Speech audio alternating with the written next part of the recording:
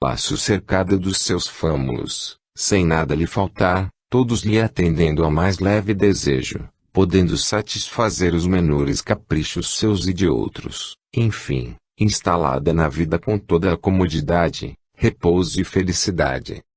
Não sabe essa criatura que quanto mais alta a fortuna criminosa o eleva, tanto mais desastrado será o tombo que o seu espírito levará, ao desencarnar. Porque ele, do outro plano da vida, descortinará o prisma da sua existência passada, verá os passos que deu, as ações criminosas que praticou, tudo quanto poderia ter feito e não fez, enfim, o desamparo, o abandono em que deixou a sua alma, e ela, pobre, desnuda, sem uma virtude, abrirá os olhos espirituais no além, compreendendo a desgraça em que se precipitou. Todos os atos das criaturas terrenas têm consequência no além. As nações que progridem, que prosperam no plano terreno e cuja população cresce dia a dia, dão ao mundo a mostra do seu progresso, do seu valor, da sua capacidade humana, e as que lançam mão desses meios criminosos, para diminuírem a sua natalidade, vence, no futuro, abraços com crises semelhantes àquela de que vós tivestes exemplo há bem pouco tempo. Não mencionarei qual, mas vós, atilados que sois, o percebereis com facilidade, a falta de homens. E, a continuarem as coisas materiais a marcha em que vão seguindo, em breve acontecerá o mesmo ao vosso belo e grande país. Refiro-me ao lado material. Pelo espiritual, almas em verdadeira penúria, a suplicarem a esmola de um agasalho, de um acolhimento, enquanto que os indiferentes, talvez por ignorância ou, quem sabe, por pensamentos realmente criminosos, continuam a vida galhardamente, sem preocupações, não sabendo o futuro que estão preparando para os seus espíritos. Estes dois testemunhos hoje dados à evidência devem abrir os olhos dos incautos.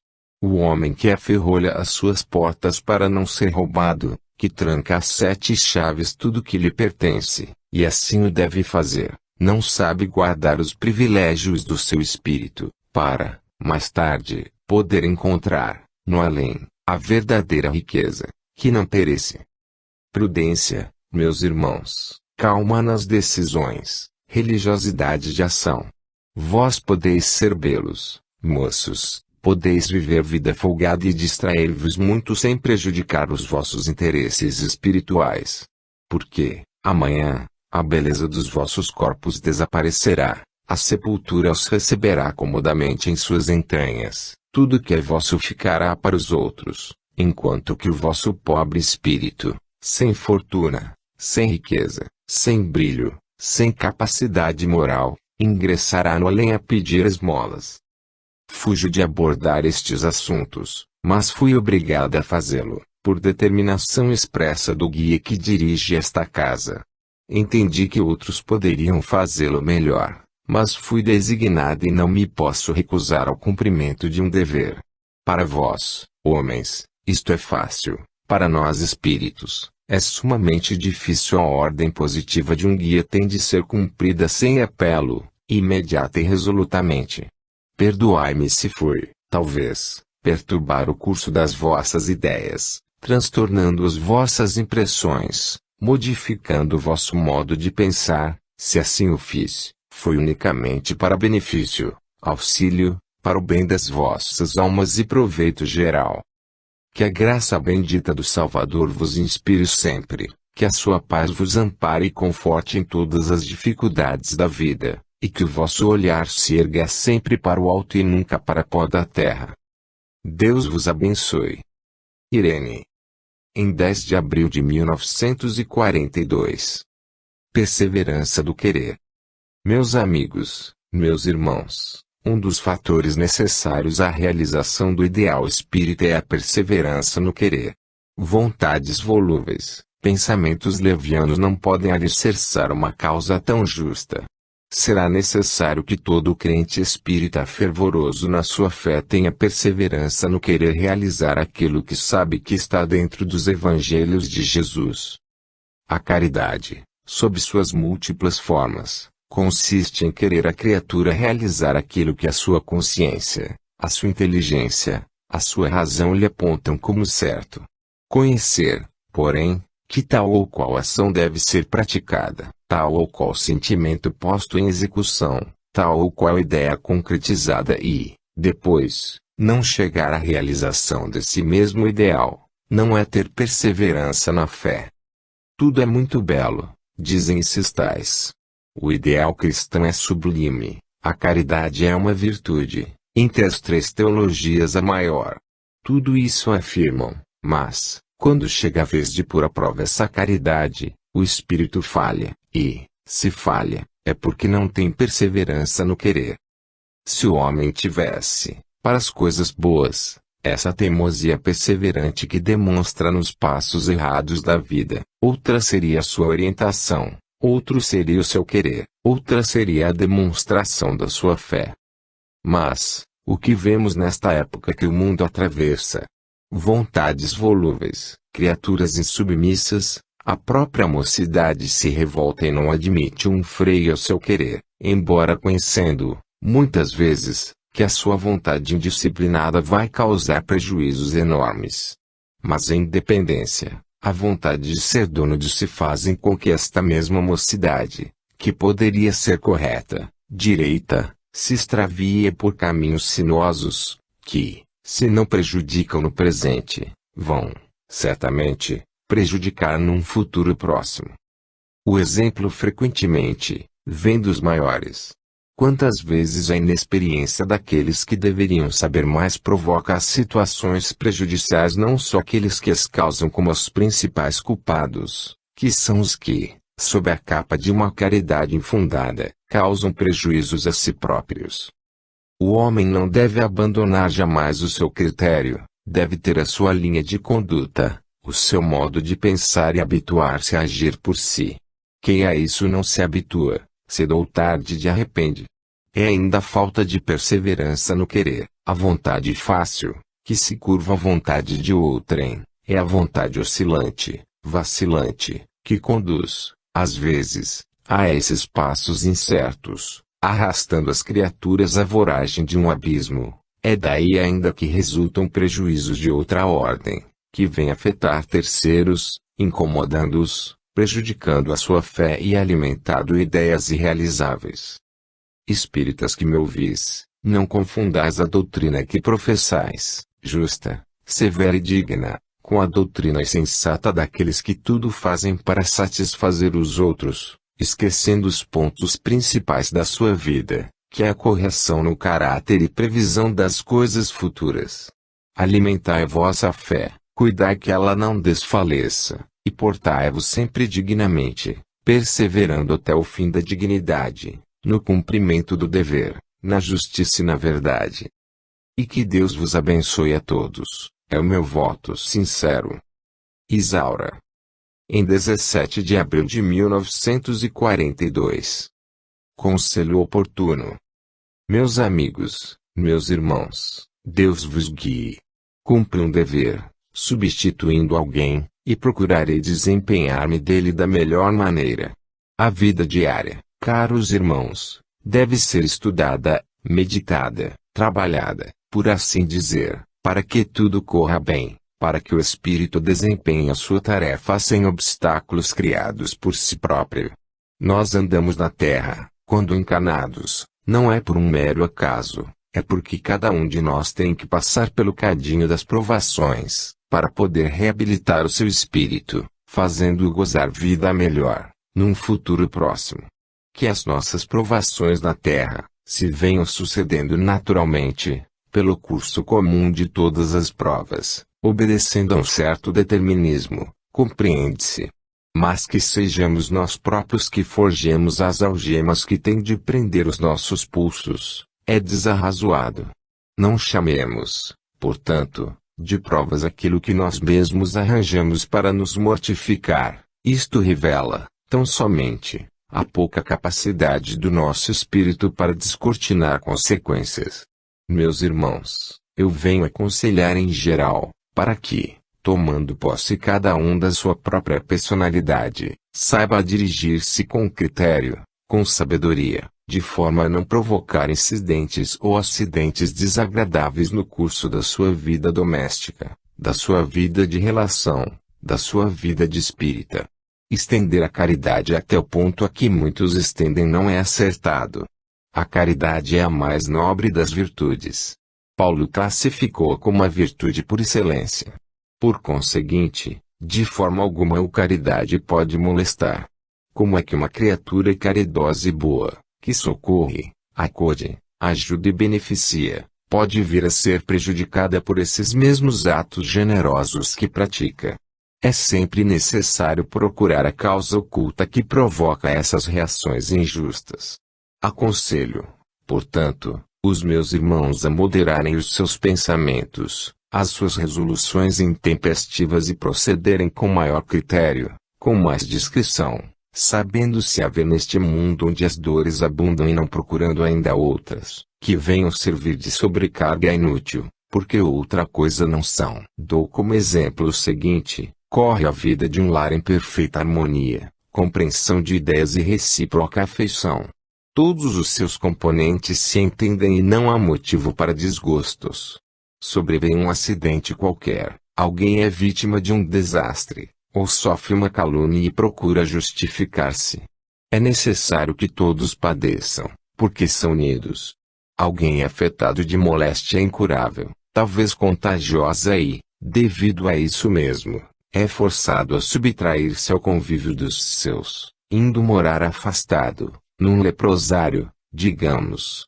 Compreende-se a prova daquele que sai e a prova coletiva daqueles que ficam. Isto entra no capítulo das provas. Mas os desmandos individuais, a falta de direção na vida, a falta de compreensão de deveres não podem entrar neste capítulo. Um moço é criado decentemente entre os seus, vive com parcimônia entre sua família, de repente se desvia, aceita maus companheiros, que o desviam da linha do dever. Começa a comportar-se mal, dando desgostos aos seus. Será isto uma prova? Respondo, para a família, sim, para o indivíduo, não. Ele é, tão somente, um desencaminhado da linha do dever. A menos que haja uma tentação bastante forte, causada por um espírito atrasado. Isto, então, é curável. Uma reunião espírita bem organizada pode dar conta deste trabalho. Ainda assim, não será uma prova, será uma fraqueza. Não coloqueis, portanto, no capítulo Provas, todos os vossos desacertos, que venham a produzir consequências trabalhosas, provocar lágrimas e dores e, muitas vezes, acarretar um fim trágico à existência.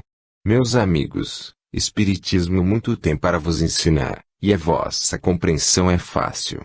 Vós assimilais facilmente os ensinamentos que vos são dados. Absorveste, que, se não vem dado pelo Espírito que o devia fazer, é tão somente para que possa ficar completamente velado o assunto. Deus vos guie, ampare e conceda a reflexão necessária para dirigir com acerto os vossos passos na trajetória desta vida de transição. Max. Em 17 de abril de 1942. Prudentes conselhos. Meus amados amigos e meus irmãos, desça sobre vós a paz que vem de Jesus. Quando o Espírito vem de erraticidade à terra disposto a cumprir a sua tarefa, não pode medir o alcance das tentações e provas que o esperam. Confiando em sua fé e na proteção do além, ele esquece a fraqueza dos seus próprios pendores, e a resolução, que frequentemente toma de ser fiel e digno no trabalho da seara de Jesus, quantas vezes vem a falir, tornando sem efeito todos os propósitos anteriores. É assim a vida, na terra, a cada passo um tropeço, a cada momento uma dificuldade, a cada instante uma barreira a transpor. Mas, se não for assim, como poderia o espírito adestrar-se na prática da virtude, se encontrar embaraço algum a vencer? Seria tudo muito fácil, e essa facilidade mesma prejudicaria a evolução espiritual. Convém que a criatura humana encontre embaraços em seu caminho, barreiras difíceis de transpor, tentações a vencer, para que o seu espírito se fortaleça cada vez mais na fé e consiga, um dia, tornar-se o que deve ser, pela vitória sobre si mesmo. Saiba a criatura humana que não há inimigo mais difícil de vencer do que o próprio eu. Por vezes, ele se torna inimigo de si mesmo e é um adversário terrível. Quando se levanta com seu egoísmo, soberba, fatuidade e orgulho, é um inimigo quase invencível para as almas fracas. Mas é preciso domá-lo, segurá-lo, pôr-lhe peias e não permitir que avance no caminho do mal, prejudicando as resoluções tomadas no além. Meus amigos e meus irmãos, na vida diária, vós encontrais lições proveitosíssimas para vós mesmos, na própria labuta, que tantas vezes mortifica os vossos corpos pela ação funesta do Espírito sobre eles. Encontrais coisas tão raras de se ver, coisas tão difíceis de compreender, que, olhando para vós mesmos espiritualmente, tal qual fazeis com a vossa fisionomia em frente ao espelho, vós direis, eu. Será possível? Fui eu próprio. Agi dessa maneira? E, então, um desses remorsos invencíveis, dolorosos, se apoderará da vossa alma, e vós sofrereis. Por isso, é sempre bom pensar antes de agir. Quando o pé resvala no caminho errado, é melhor recolhê-lo cedo do que deixá-lo prosseguir. A continuação só pode dar em resultado mais tarde, dores terríveis, que poderiam ter sido evitadas. Amados irmãos e meus amigos, não esmoreçais na luta de escolher sempre o bem. As rosas nascem entre espinhos, entretanto são delicadas e belas. As virtudes são assim, encontram, sempre, um cerco formidável de acúlios, para os ferir e esmagar, mas sairão vitoriosas. O tempo e a eternidade. Coragem para saber vencer, coragem para não cair novamente nas tentações, coragem para viver com pureza, sabedoria e critério. Nem de outra forma pode ser realizada a tarefa, que tomastes no além, de seguir um caminho direito para a evolução dos vossos espíritos. No entanto, é aconselhável prudência, paciência, resignação, fé, fortaleza para resistir e perdão para os culpados. Deus, nosso Senhor, seja louvado hoje e sempre. João de Freitas. Em 24 de abril de 1942. Respeitemos a vida. Seja louvado o santíssimo nome do Senhor. Paz nesta casa. Amigos e irmãos, a vida que Deus oferece ao Espírito é infinita e, como tal, imortal. O homem se habitua a cuidar que a vida material lhe pertence e dela pode dispor como entender, estando no plano terreno, orientá-la a seu bel prazer, quando ela se lhe tornar uma carga, um peso, dela se desfazer. Este pensamento é errôneo. A vida parte de Deus, e Deus a concede aos espíritos interminável. Vindo o espírito à terra, Deus lhe proporciona os meios de progresso, colocando-o em lugar apropriado, adequado ao grau de seu adiantamento. Seguindo desta vida para o além, nova etapa se estabelece no espaço, fim da qual volta o espírito ao planeta, para continuar o curso da sua evolução terrena. E assim, sucessivamente, vai ele passando de degrau em degrau, até alcançar o último da escala infinita do espaço. Tudo isso, porém, não se faz sem muito tropeço, muita peripécia, muita tentação, muitas quedas, enfim, nada se faz facilmente. Mas exatamente nas dificuldades é que se conhece o batalhador. A criatura inerte, que nada tem, na vida, a sofre, para quem tudo corre a seu bel prazer, que se torna indiferente à existência dos outros, entendendo que deve viver somente para si, não faz progresso na Terra. Há outras que vêm e voltam a este planeta e se conservam estagnadas, completamente paradas em sua evolução.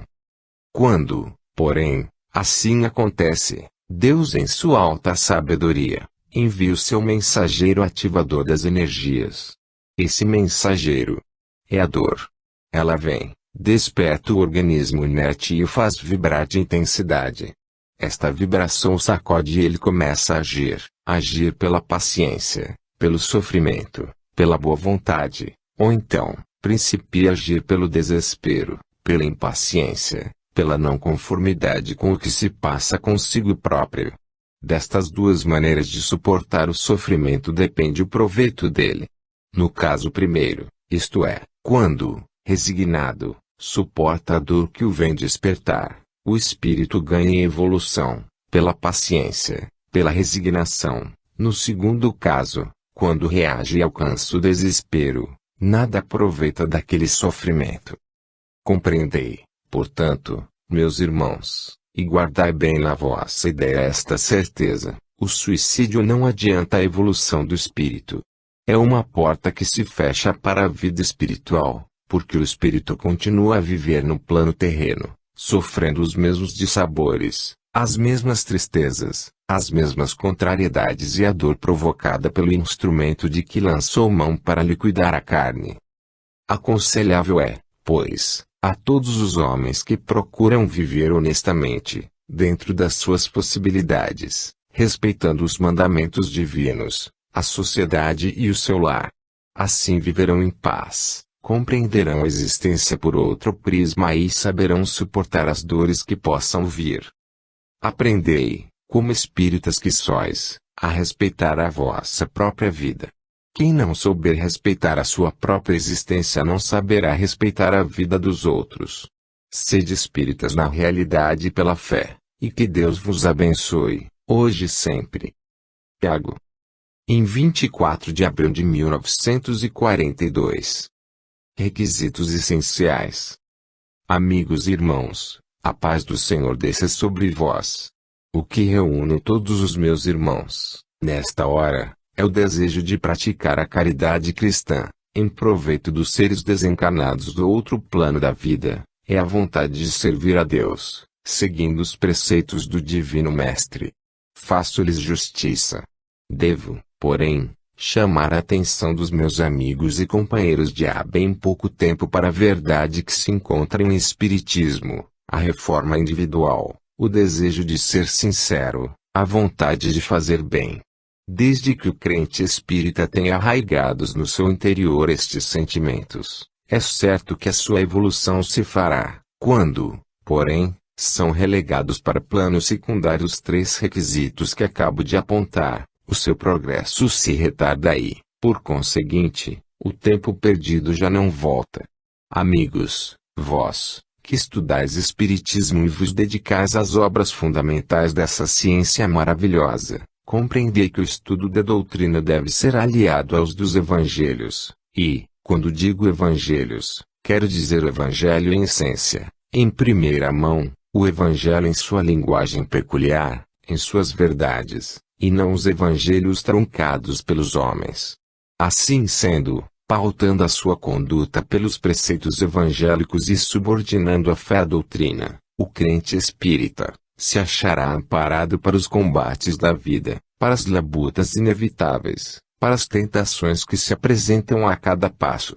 Ninguém está isento da tentação, ela a todos se apresenta, de forma que um homem não pode censurar outro homem pelo fato de a tentação lhe ter sido mais forte ou por ter fraquejado perante ela. O que é preciso vigiar é a fé. Aquele que confia em Jesus, que observa os seus mandamentos e assimila a pureza da sua doutrina não pode tão facilmente cair no laço lançado pela treva. Porque a treva é sempre a treva, qualquer raio de luz a diminui, ela não poderá jamais ofuscar a luz.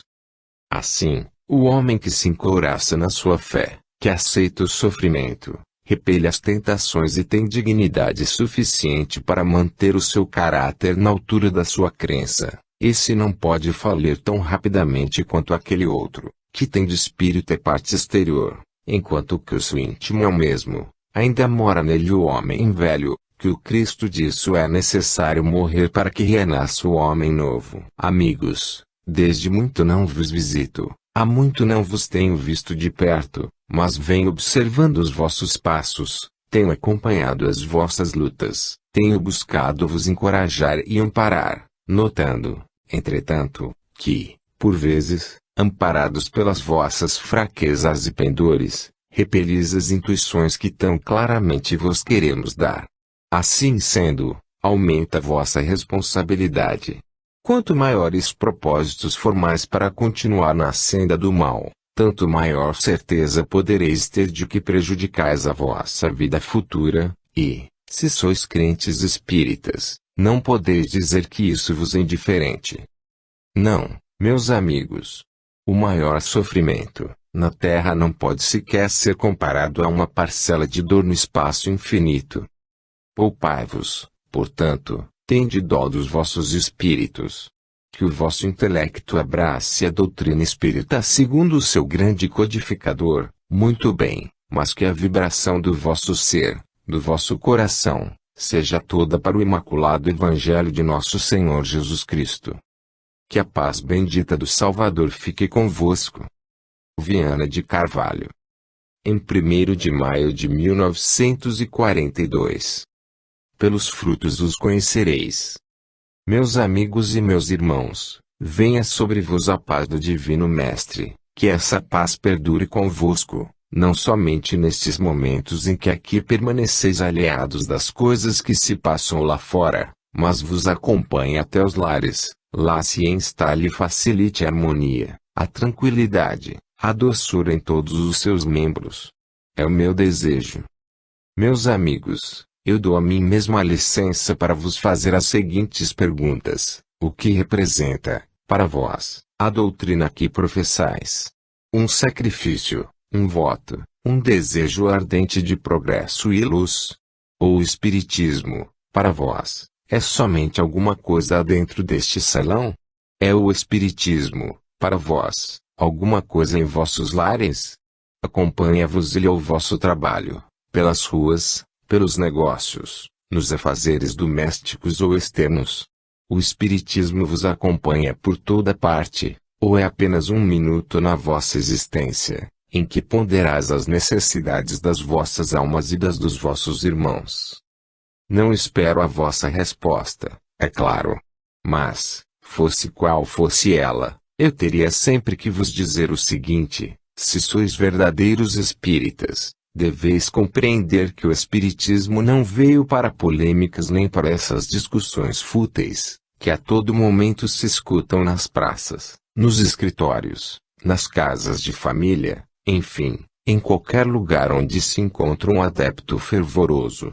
O espiritismo veio para dar fruto. Ele é a semente, vós sois a árvore, espera-se de vós o fruto. Recordai-vos sempre das palavras que neste momento vos digo. Os estranhos, aqueles que não amam a doutrina espírita ou lhes são indiferentes, olham para os vossos menores gestos, para as vossas vidas, para tudo quanto concerne a vossa pessoa no seio da sociedade, e tal seja a vossa maneira de proceder, tal será o juízo que eles formem do espiritismo. Vede, pois, meus amigos, que a vossa responsabilidade é muito grande. Pelos frutos o conhecereis, disse o Divino Mestre. Assim, sereis vós conhecidos pelas vossas ações, pelos vossos frutos. Se a vossa palavra é mansa, embora severa, verdadeira e justa, os crentes de outras religiões que não a espírita ficarão abalados em seu íntimo. Se, porém, a vossa palavra é dura, incisa, ferina, maltrata e fere fundo, aqueles que não são amantes da crença espírita dirão: espiritismo, ali, dá este resultado. Por conseguinte, uma doutrina que dá dois frutos, um bom e outro mau, não nos serve. O fruto são é aproveitado maduro, o fruto que apodrece não é bom. A vossa responsabilidade é muito grande, e eu venho concitar-vos a que mediteis um pouco sobre as vossas ações em casa, no lar, fora dele, nos negócios, perante os amigos, para que possais ser julgados, não por nós, mas por aquele que tudo vê e tudo sabe, de acordo com a vossa fé. Desejo-vos, mais uma vez, paz e progresso, e que Deus tenha piedade de vós, vos inspire e aponte o caminho reto nesta vida tormentosa que atravessais. Deus vos guarde. Bianca. Em 1º de maio de 1942.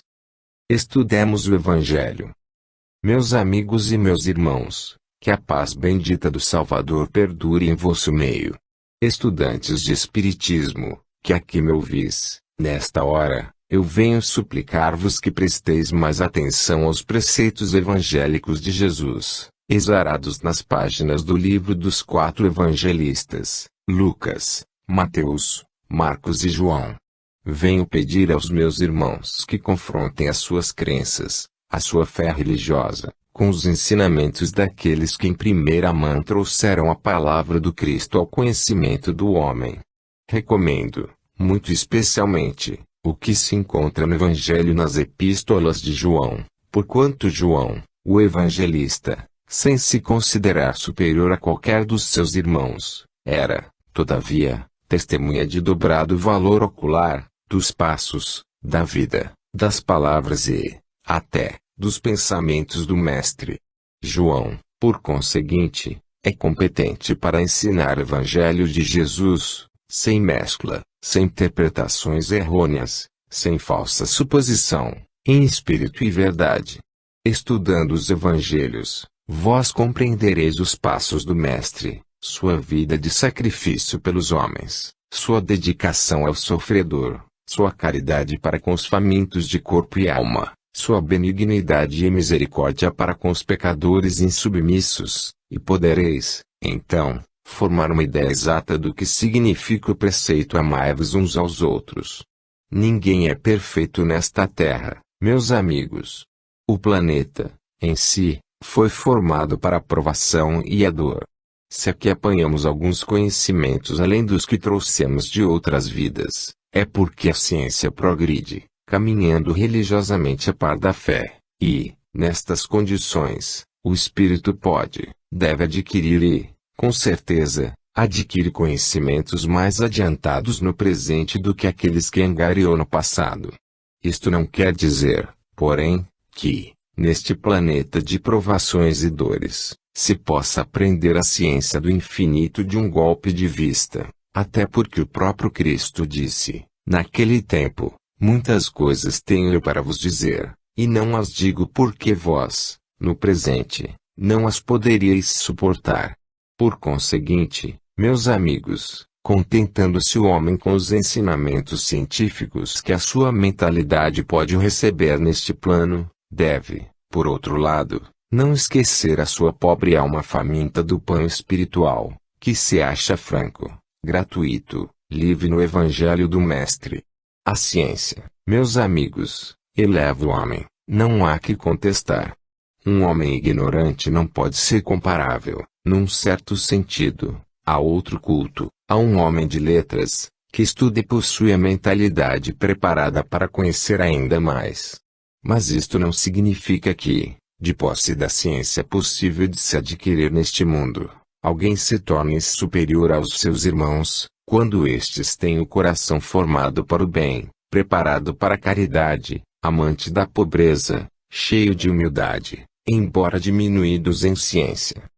Meus amigos, não vos iludais, eu não faço apologia da ignorância, bem ao contrário disso, devemos estudar, devemos compreender a ciência do infinito, nos limites próprios da encarnação que seguimos no momento.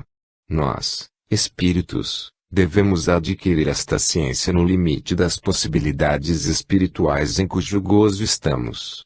Mas a base, o fundamento, o porquê do espiritismo, a causa de tudo isto é o progresso da alma, e este só se faz pelo amor, pela bondade, pela humildade, pela caridade, enfim.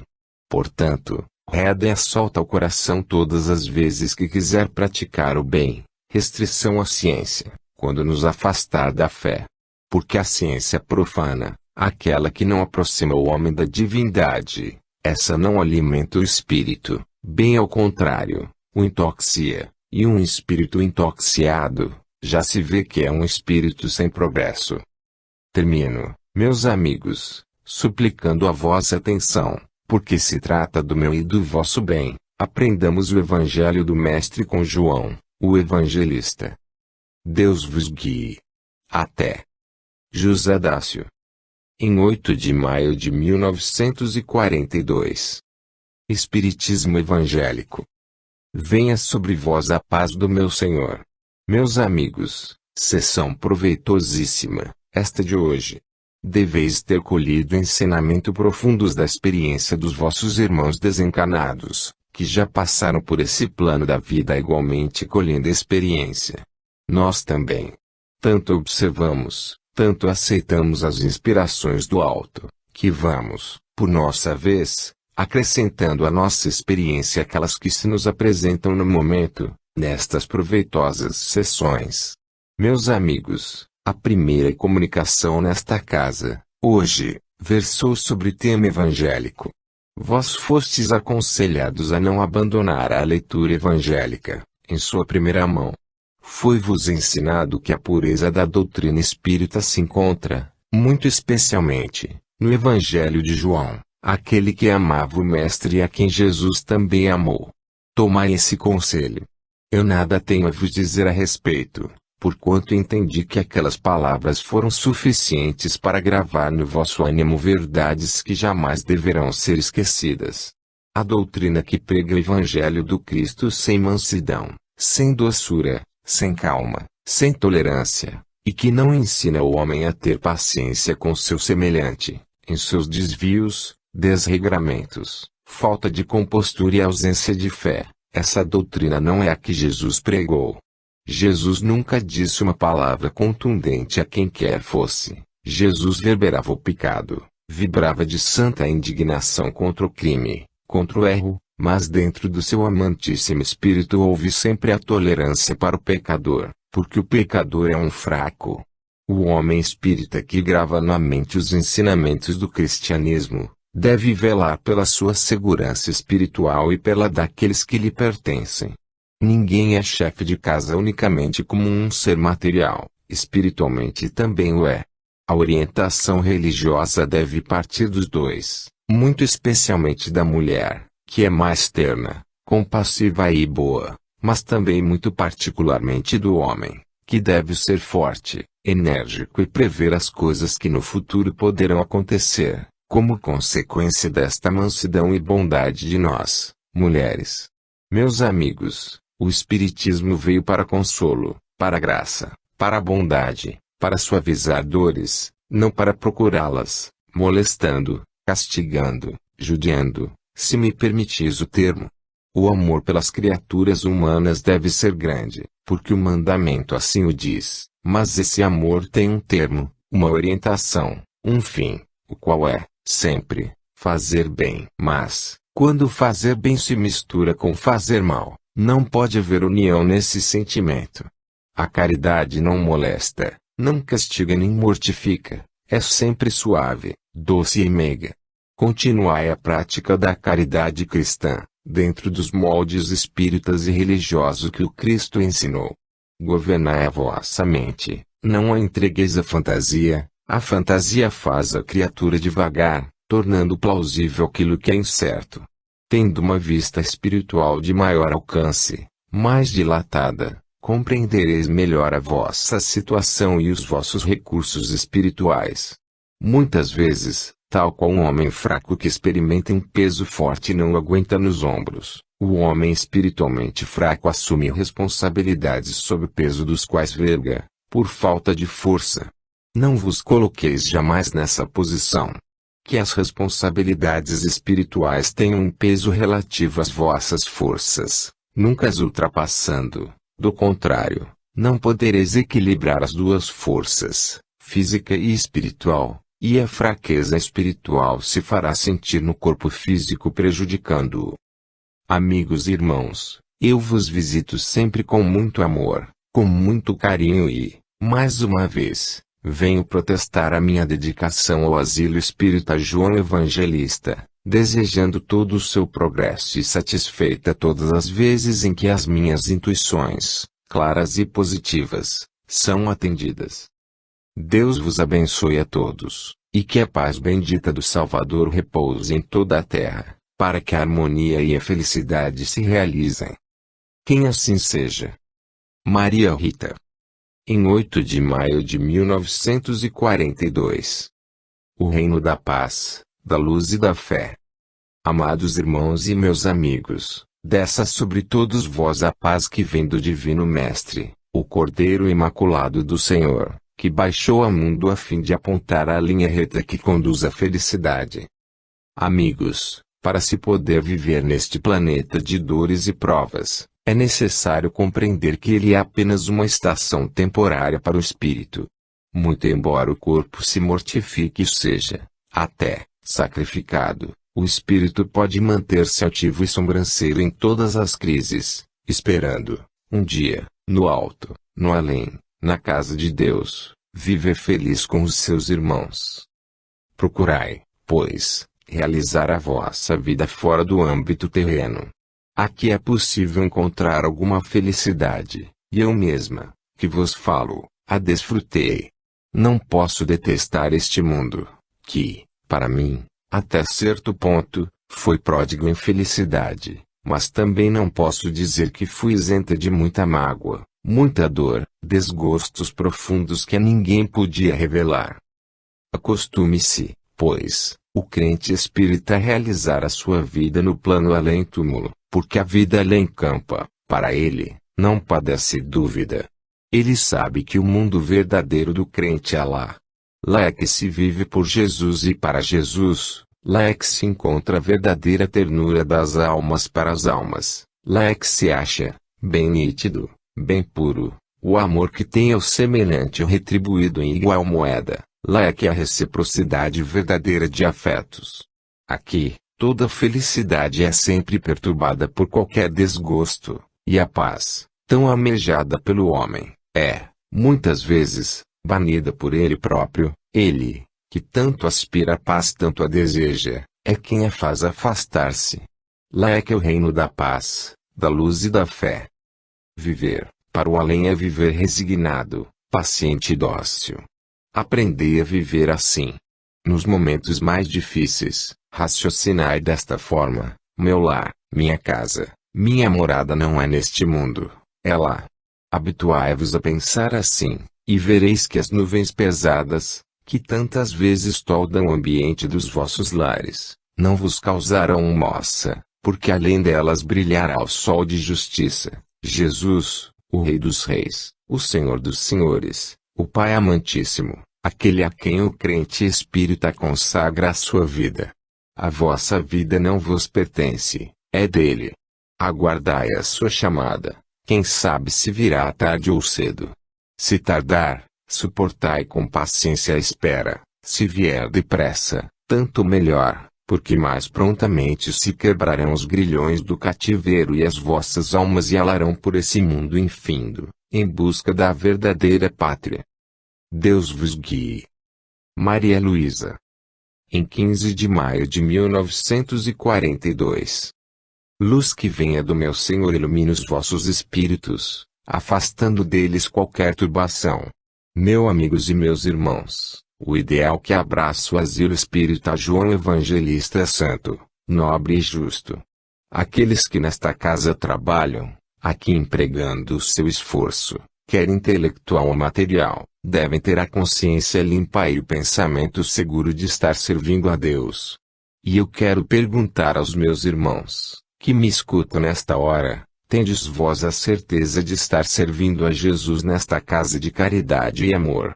Nivelam-se os vossos sentimentos com aqueles pregados pelo Cordeiro do Senhor? São os vossos pensamentos treinados na prática do bem, da caridade e do amor? Tendes a lealdade por norma em todos os vossos atos? Respeitais os direitos uns dos outros? Fazeis para os vossos irmãos aquilo que, em idênticas circunstâncias, gostaríeis que eles vos fizessem? Meus amigos, até onde poderia ir eu com este questionário? Seriam sem número de perguntas, todas elas úteis à vossa evolução. Não vos habitueis a ser crentes espíritas superficiais. Sede crentes espíritas profundos, penetrai o âmago da doutrina, assimilai os evangelhos em seus sábios ensinamentos, saturais-vos dessa doçura, dessa grandeza, dessa sabedoria, e, então, os vossos atos se pautarão por essas regras de fé, sem esforço. E depois, meus amigos, quando vos recolherdes a vos mesmos, gostareis de apreciar a retidão com que procedestes, a justiça das vossas palavras, a consciência dos vossos atos. Em uma casa espírita, chefiada por aquele que aceitou a sua direção, não deve haver orgulho fato nem preponderância de alguém, deve existir harmonia e respeito à posição que cada um ocupa dentro da seara de Jesus. Dizem algures que uma ovelha má põe um rebanho a perder. Sou de opinião contrária. Uma ovelha transviada, trazida para um aprisco como este, onde devem imperar a verdade e a justiça, corrigir-se-á e, insensivelmente, tomará os moldes da instituição que frequenta. Quando vir descrente espírita, muito embora sido frequentador do asilo espírita João Evangelista, com ideias diversas, com pensamentos fora da lei, com posição mesquinha entre os seus pares, tecendo, corrigindo sem razão, resolvendo sem acerto, podeis afirmar com segurança, não teve somente os ensinamentos deste centro. Porque a variedade do sentimento, a diversidade do ensino produz tamanha confusão nas mentalidades fracas, que dá em resultado esta colisão de pensamento, este desacerto de ideias, esta intromissão mal permitida. Vedai, pois, por vós mesmos.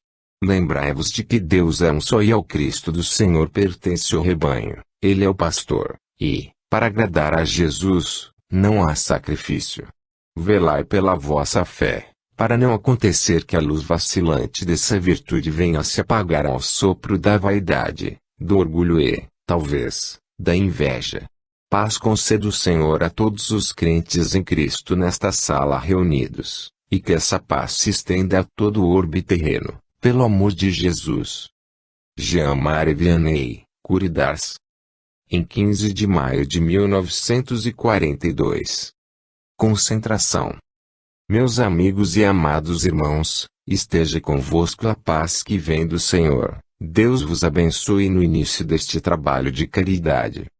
Desejo, meus amigos, chamar a vossa atenção para um dos pontos principais da doutrina, um dos pontos em que a vossa alma deve repousar confiante, para que possa ser bem-sucedida em todas as suas lícitas empresas, a concentração.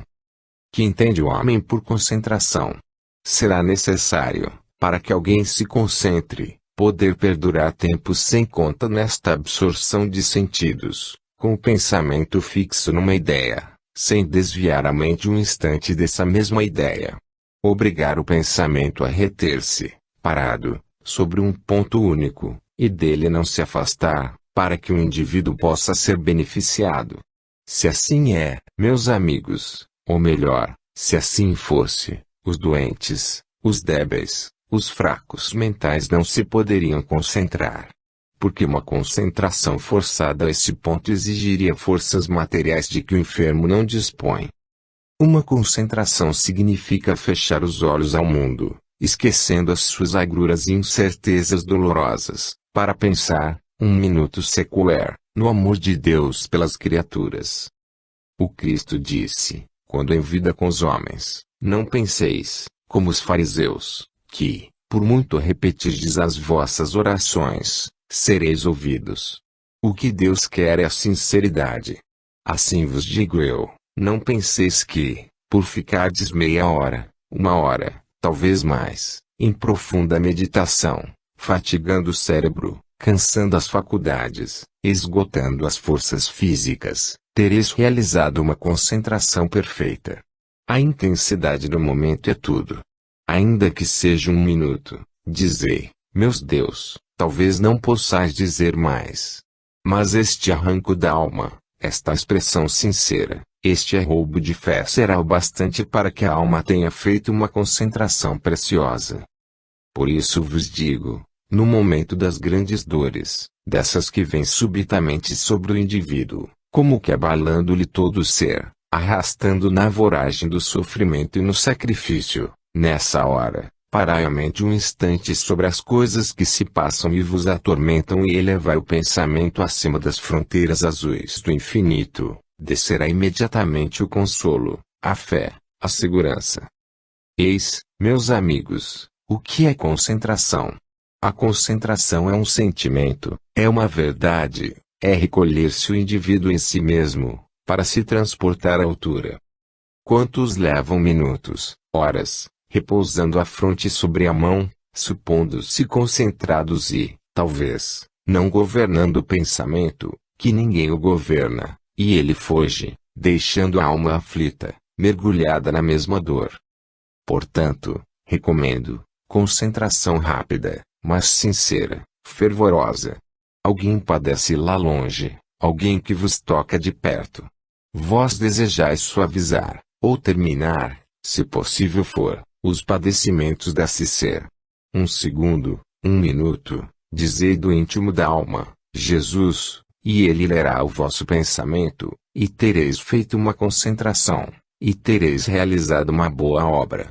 São conselhos da experiência, instruções de quem já fez o mesmo, lições para aqueles que são inexperientes e começam agora a vida já sofrendo, já suportando injúrias, calúnias, maus juízos, feridos no âmago do ser. Concentração, meus amigos. Experimentemos, neste próprio instante, um momento rápido, decisivo, profundo, concentração, meus amigos. Pausa. João. Em 22 de maio de 1942. Orgulho. Deus vos salve, meus irmãos, Deus vos guie. Condição essencial para a elevação do espírito é a humildade aliada à caridade cristã. Não vos deixeis jamais arrastar pelo orgulho, talvez, o pior dos sentimentos e tem sua raiz no egoísmo. O egoísta nada mais vê do que o seu próprio eu, este eu, que ele idolatra e para o qual ambiciona todo o poderio, toda a fortuna, toda a beleza, este eu, que ele considera superior a todas as outras criaturas, mortais e imortais, este eu, que ele quer colocar num trono, a cujos pés veja a humanidade inteira arrojada, este eu, que ele deseja seja o imperador do mundo, a quem o mundo obedeça ao mais leve aceno. Pois bem, esta é a paternidade do orgulho. O orgulhoso se enche de vaidade, de ambições ilícitas, de superioridade fato e coloca-se a si próprio acima de toda a felicidade mundana, porquanto ele representa a superioridade infinita. Observa-lhe as atitudes, examinai-o, vede o seu falar, notai as suas maneiras nada humildes, o seu olhar carregado, o seu desdém para com os que têm menos, a sua superioridade balofa, acima dos pobres e pequeninos. Tudo isto bem revela a mesquinhez, a estreiteza da sua mentalidade egoísta. Disse espírito que habitou entre vós, orgulho, que és tu mais, feroz, estúpido ou ridículo. Nesta frase interrogativa há a psicologia completa desse sentimento baixo, que coloca o homem ao nível das bestas sem consciência, sem razão. Vede o rugido da fera. Ela supõe que ninguém lhe chega ao bojo, há de dominar pela sua força bruta. A um tiro do caçador, está derrubada e morta. Assim é o homem orgulhoso, a humildade o fulmina com um simples olhar. Quanto mais ele se arroga direitos que não possui, quanto mais emprega termos que a sua inspiração vaidosa lhe dita, tanto mais se revolta perante a simplicidade do humilde, que, nada possuindo, tudo tem, porque possui a graça de Deus. Guardai-vos desse sentimento, meus irmãos. Procurai ser grandes pela fé, e lembrai-vos da palavra do Mestre Divino, quando disse: aquele que quiser ser grande, faça-se pequenino. Continuai o vosso papel doutrinário, amparando a criança que nada tem e se entrega nas vossas mãos confiante, dai-lhe do vosso, ministrai-lhe a instrução, o saber, o alimento para o físico, o remédio nas moléstias, os cuidados maternais, empregai as vossas mãos nessa cultura preciosa, e Deus abençoará a vossa vida. E, ainda quando as provas vos atinjam, elas servirão, tão somente, para aumentar a auréola de luz com que o vosso espírito brilhará no futuro. Deus vos guarde, Deus vos guie. Paulo. Em 22 de maio de 1942. Proveito ou prejuízo. Paz conceda o Senhor à terra necessitada, que venha este ambiente calmo, sossegado, a bênção sacratíssima de Jesus, para amparar os corações fracos, fortalecendo-os na fé. Meus amigos, estudantes que sois da doutrina espírita, deveis compreender que de vós muito dependem o vosso aproveitamento moral e consequente progresso.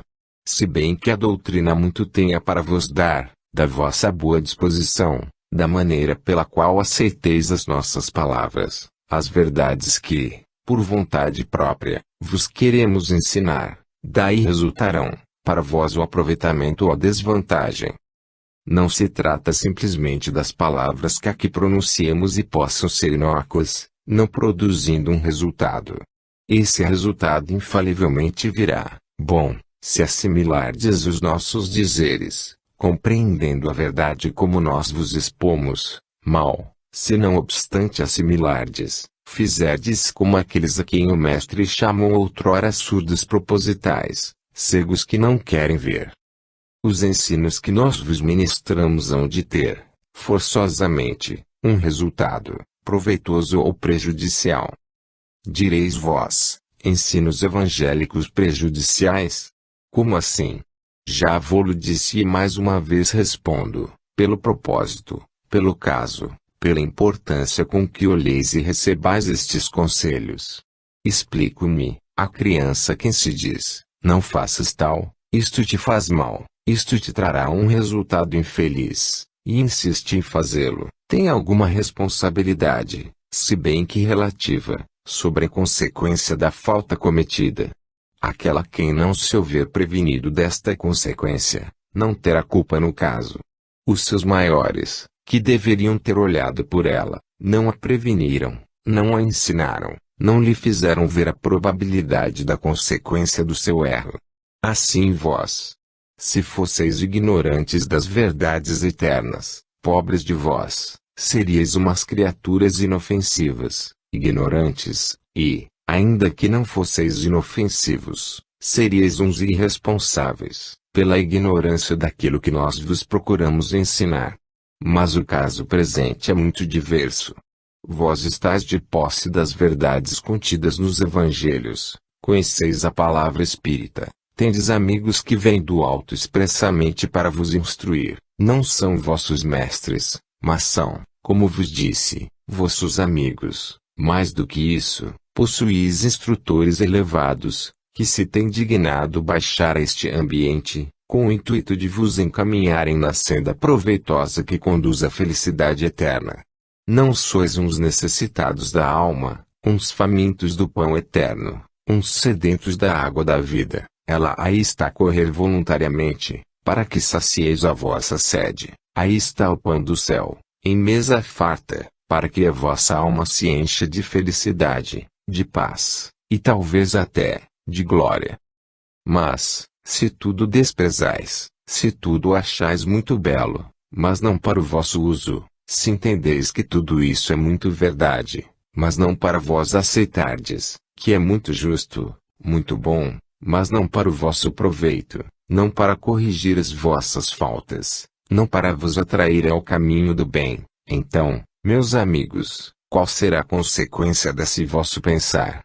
O prejuízo é o arrependimento tardio, quando a vossa alma, dolorosamente ferida, reconhecer que teve à mão a água da vida e não a quis beber, que teve a mesa franca do pão eterno e não quis comer, que teve à sua disposição as bênçãos divinas e as rejeitou, tudo para não sacrificar o seu egoísmo animal, que, afinal de contas, é quem governa esta espécie de homens. É o seu egoísmo, o que orgulho, a sua vontade indomável, o seu pendor para o mal, que ele não quer sacrificar as exigências do bem. Que temos nós a fazer? Lamentar, chorar, talvez, convosco, mais tarde. Mas, até o último instante, havemos de procurar salvar-vos da borda do abismo, havemos de procurar suster o vosso pé, segurar-vos, impedir que sigais os vossos desígnios maléficos, tudo havemos de fazer para vos salvar. Que seja feita acima de tudo, santíssima vontade de Deus. Max. Em 29 de maio de 1942. Vigiemos a nós mesmos. Amigos, irmãos, paz. Esta seção está sempre fornecendo aos seus assistentes exemplos vivos de moral evangélica, contrárias aos sentimentos egoísticos e inferiores do homem. Da vez passada, já foi estigmatizado, aqui, o nefando vício do orgulho. Escuso.